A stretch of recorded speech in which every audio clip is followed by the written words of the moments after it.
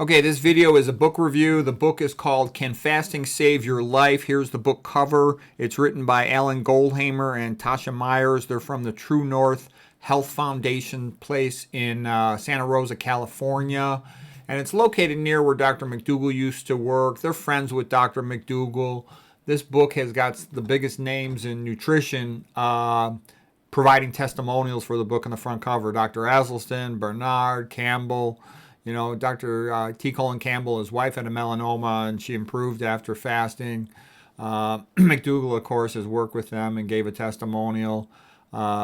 Jeff Nelson went over there and did a brief fast, and his labs dramatically improved. Other famous persons, Rich Roll, Doug Lyle, etc. So, you know, that's about as famous a bunch of testimonials as you're going to get.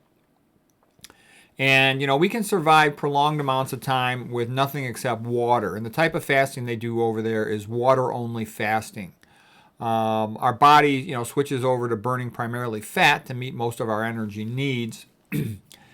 So what's good about the book is it does appear that fasting can be, in some situations, very helpful for people. It can be an abrupt way to overcome your addiction to processed food and junk food and dramatically improve your metabolic health. And I like the pleasure trap concept of Doug Lyle, whereby a person, let's say, eats this processed food and they kind of, initially it tastes really good, then they sort of habituate to it, and they're so used to eating all the salt, sugar, fat, MSG, a processed food, that if you give them some plain old low-fat vegan food, it seems very blah to them.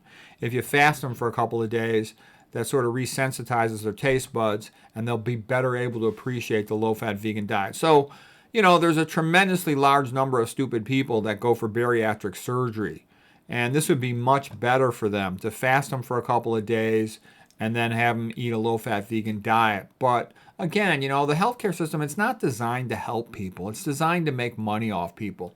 If you really wanted to help people, you would bring back the Rice Houses of Walter Kempner and have some of these places like Goldhamer's place for, you know, brief amounts of fasting to help a person, you know, transition to a healthier diet. Because if you just go from the junk food, processed food diet to low-fat vegan, they're going to hate the taste of the low-fat vegan diet so bad they won't do it. And I know lots of people, graduate degree people, that are in this position here. They eat fried food and processed food, and they just wouldn't even consider going vegan, despite the fact they're diabetic, hypertensive, and aging very poorly. So I do think it has a benefit in that sense. I do think it has a benefit also in the sense that they, you know, wrote about a case report of a follicular lymphoma patient with dramatic improvement, of psoriasis patients, dramatic improvement, and Kempner had written about patients with psoriasis, for example, with dramatic improvement.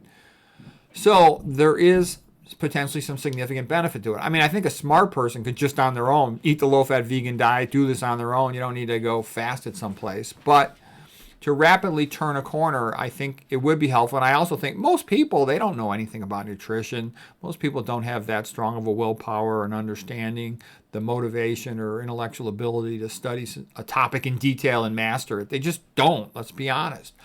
So I think this could be a good sort of a kickstart for them, if you will. On the other hand, though, in terms of a book, I thought the book was, you know, kind of weak. It didn't go into sophisticated analysis of things. I mean, for example, I was curious about distilled water. You know, what are the potential side effects of distilled water? I worry about hyponatremia. A lot of people get headaches from drinking distilled water. You know, obviously they've been doing it a while and they drink a significant amount of it and they claim really good results. And there's a guy by the name of John Yeomamis. He wrote a book about fluoride and he claimed really good results for people drinking distilled water. However, I still worry about hyponatremia. You know, I'm not sure that question's been resolved. So, you know, I've seen people get pretty severe headaches from drinking reverse osmosis water, which will have total dissolved solids, TDS, content of about 10 to 120 particles per square centimeter, for example. And distilled water is 0 to 2 particles per square centimeter. And especially if you're drinking distilled water and not eating anything, as they are doing with water-only fasting, I wonder about that. You know, they do say that they've never had a death there, despite they've been open for a long time, since 1984. So no deaths since 1984. That's impressive, okay? And they say that the electrolytes, potassium and sodium, usually don't drop that much. They drop a little maybe. Like sodium might drop from 140 down to 130. Potassium might drop from 4 down to 3, but not that bad typically. However, I was disappointed that, there wasn't a sophisticated analysis of the osmotic issues with regard to choosing distilled versus reverse osmosis water or other types of water.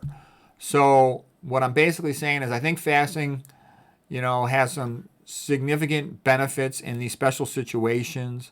I think these guys know more about it than anybody I've ever heard of. So that's all good. And obviously these experts have been there and they've been impressed by the place. And I know other experts have been very impressed by the place. So that all sounds good.